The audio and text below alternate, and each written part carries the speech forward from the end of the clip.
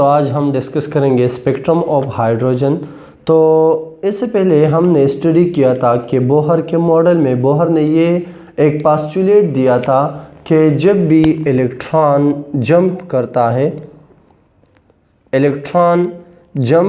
है कहाँ से, फ्रॉम लोअर एनर्जी, जब lower energy level to higher energy level, जब इलेक्ट्रॉन लोअर एनर्जी लेवल से हायर एनर्जी लेवल को जंप मारता है तो क्या होता है, उस वक्त एनर्जी एब्जॉर्ब होता है, एनर्जी एब्जॉर्ब होती है। ठीक है, अच्छा।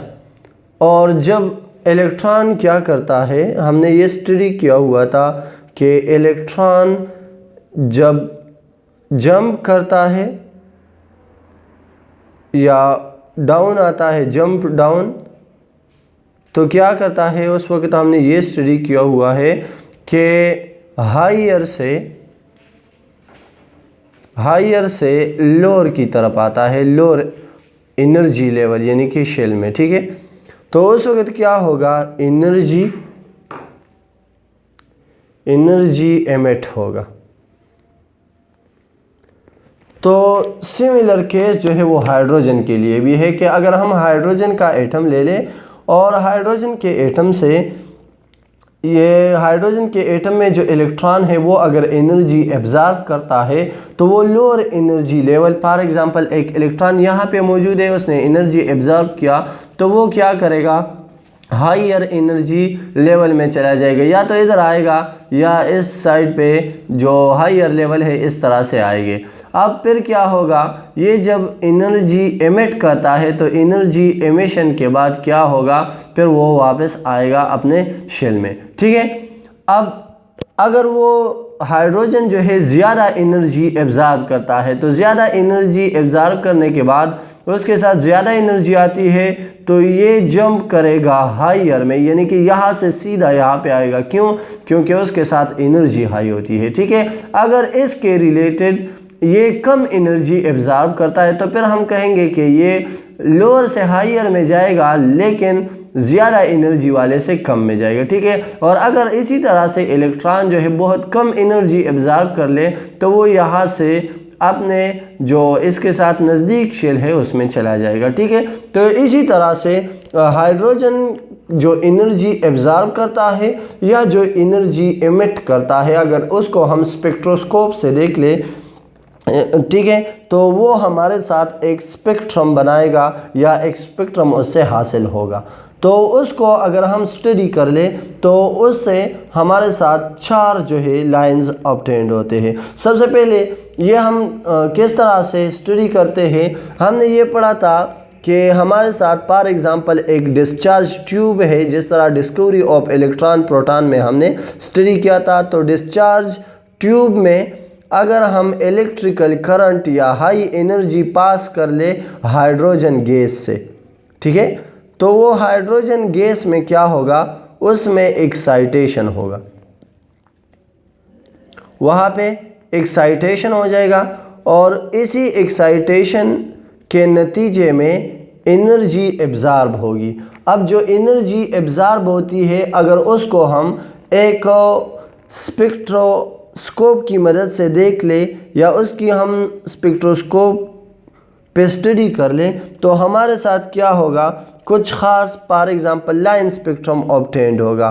फॉर एग्जांपल ये हमारे साथ कलर्स है इस तरह से, तो क्या हो गए, अब यहाँ पे एब्जॉर्प्शन हो गई, तो से सपोज कर ले कि इस एरिया से एब्जॉर्प्शन हो गई है, तो जिस एरिया से एब्जॉर्प्शन होगी वो डार्क आएगी और बाकी जो कलर एरिया है, फॉर एग्जांपल यहाँ से एब्जॉर्प्शन हो गई है तो वो हमारे साथ उस तरह का रह जाएगा और ये बाकी जो एरिया है ये कलर होगी। ठीक है,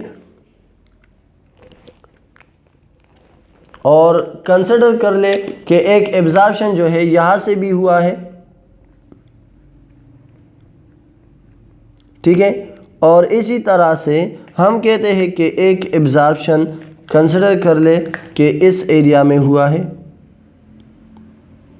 और एक एब्जॉर्प्शन जो है वो इस एरिया में हुआ है। यहाँ पे 1 2 3 4 लाइन हमारे साथ हासिल होते हैं। ये डार्क हो गए, यहाँ पे जस्ट मैंने कलर जो शो किए हैं, इसका ये मतलब नहीं है कि इस तरह के कलर के होंगे, जस्ट एक्सप्लेनेशन के लिए है ये। तो ये जो खाली एरिया हमारे साथ आते हैं ये क्या है, ये लाइन स्पेक्ट्रम है। और कौन से लाइन स्पेक्ट्रम है, लाइन एब्जॉर्प्शन स्पेक्ट्रम।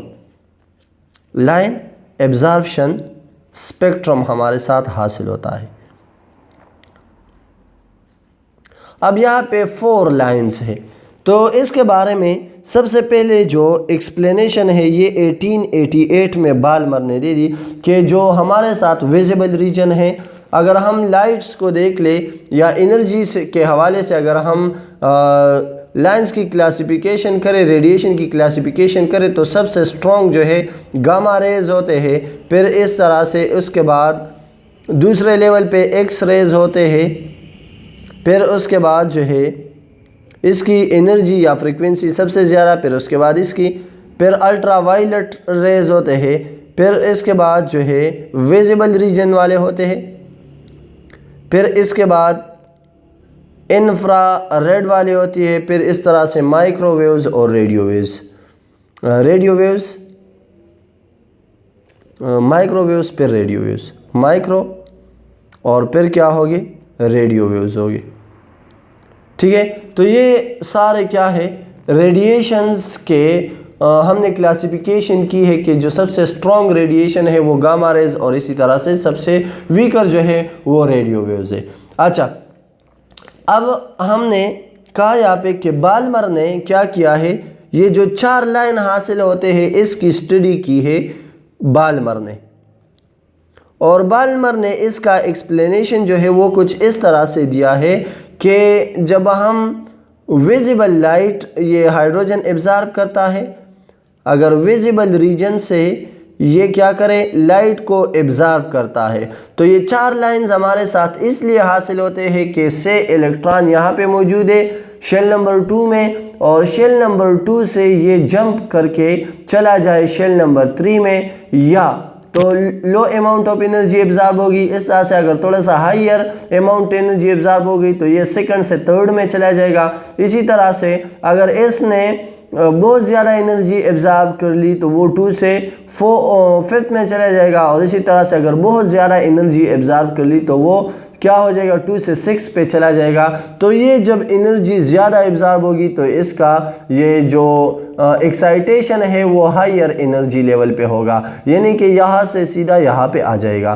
ठीक है, और अगर ये एनर्जी कम एब्जॉर्ब करता है तो फिर ये एक्साइटेशन जो है वो नज़दीक तरीन एनर्जी लेवल को होगा। तो ये सबसे पहले बाल्मर ने स्टडी किया था। ठीक है, कि विजिबल रीजन में होगा और ये हमारे साथ एब्जॉर्प्शन, लाइन एब्जॉर्प्शन स्पेक्ट्रम आता है इससे।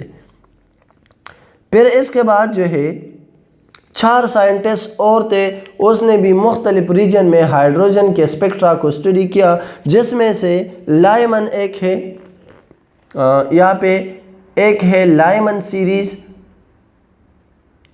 लाइमन सीरीज़ में क्या होता है कि जब कोई भी इलेक्ट्रॉन अगर यूवी रीजन में, अल्ट्रा वायलेट रीजन, ये वाला जो रीजन है इसमें अगर एनर्जी एब्जॉर्ब करता है तो यूवी रीजन में एनर्जी एमिट करता है। अगर यूवी रीजन में एनर्जी की एमिशन ऑलरेडी एक्साइटेशन हुई है और वो अब डी एक्साइटेशन कर रहा है, तो जो एनर्जी की एमिशन है अगर वो यूवी रीजन में होता है तो हमारे साथ ये स्पेक्ट्रम ऑब्टेन हो गए। और ये जो स्पेक्ट्रा है इसको हम, या ये जो सीरीज़ इस तरह से हासिल होती है लाइन की, तो उसको हम कहेंगे लाइमन सीरीज़। इसी तरह से बाल्मर का तो हमने ऑलरेडी यहाँ पे एक्सप्लेनेशन कर लिया कि ये एब्जॉर्प्शन स्पेक्ट्रम होता है, तो ये वाला क्या होगा, एमिशन स्पेक्ट्रम होगा, लाइन एमिशन स्पेक्ट्रम।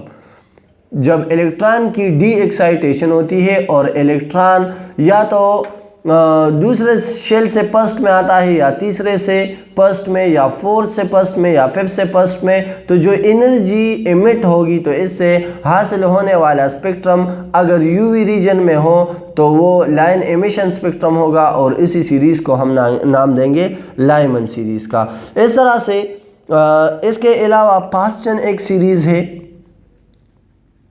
ये एक और साइंटिस्ट ने स्टडी किया था कि ये भी पॉसिबल है कि जो एक्साइटेशन हुई है वो डी एक्साइटेशन जब हो जाता है तो उससे नियर आई आर रीजन में। अब ये नियर आई आर का क्या मतलब है? आई आर तो हमने स्टडी किया कि इंफ्रारेड, फॉर एग्जांपल यहाँ से लेके यहाँ तक आई आर का कुछ रेंज है, इसमें से अगर यहाँ नज़दीक ये रेडिएशन इस जगह पे खारिज हो जाए, यानी कि वेवलेंथ के लिहाज से या फ्रीक्वेंसी के लिहाज से, ये हमने ये यहाँ पे जो एक स्पेक्ट्रम सा ड्रा किया है, तो इसमें अगर हायर एनर्जी वाले आई आर एमिट हो जाए तो उसको हम कहते हैं नियर आई आर। ठीक है, तो ये भी एमिशन स्पेक्ट्रम होगा, और ये एमिशन जब आई आर रीजन में होता है तो क्या होगा, वो कहते हैं पासन कि या तो हम कहते हैं कि 4 शेल से 3rd में इलेक्ट्रॉन चले जाए, या 5th से 3rd में चले जाए, या 6 से 3rd में चले जाए, या इसी तरह से 7 से 3rd में चले जाए। ये भी पॉसिबल है कि डी एक्साइटेशन जब होती है तो पहले शेल की बजाय इलेक्ट्रॉन जो है वो 3rd शेल में पहुंच जाए, तो वहाँ पे नियर आई आर में एमिशन होगा, और ये सीरीज जो ऑब्टेन होता है उसको हम कहते हैं पासचन सीरीज। इसी तरह से पर्न सीरीज भी है हमारे साथ, ब्रैकेट सीरीज है। ब्रैकेट सीरीज में क्या होता है, अब तो सिंपल है कि अगर डी एक्साइटेशन हो रही है और इलेक्ट्रॉन 4th शेल में चले जाए, 5th में है 5th से 4 में, या 6 से 4 में, या 7th शेल से 4 में चले जाए, तो ये जो एमिशन होगा ये मिड आई आर में होगा। मिड आई आर का क्या मतलब है कि यहाँ पे कुछ ये जो आई आर का रेंज है इसके दरमियान वाली जगह में एमिशन होगी, और इससे जो स्पेक्ट्रम हासिल होगा या जो सीरीज़ हासिल होगा उसको हम कहेंगे ब्रैकेट सीरीज़। ठीक है, और लास्ट वन जो हमारे साथ है इसको हम कहते हैं पर्न सीरीज़। तो पर्न सीरीज़ जो है वो भी बिल्कुल सिमिलर है।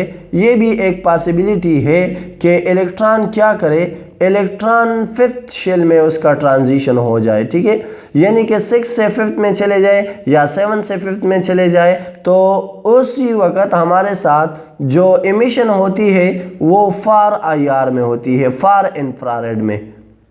ये वाली जो एरिया है, फॉर एग्जांपल ये लास्ट वाली, तो फार आई आर में हमारे साथ डी एक्साइटेशन होती है या एनर्जी रिलीज होती है, तो ये हमारे साथ जो स्पेक्ट्रम हासिल होगा ये भी एमिशन स्पेक्ट्रम होगा, और इसके सीरीज़ को हम नाम देंगे पर्न सीरीज़। तो ये एक्सप्लेनेशन था हाइड्रोजन एटम के हवाले से कि हाइड्रोजन का ये स्पेक्ट्रम कैसे आता है जब वो एक्साइटेशन और डी एक्साइटेशन करता है।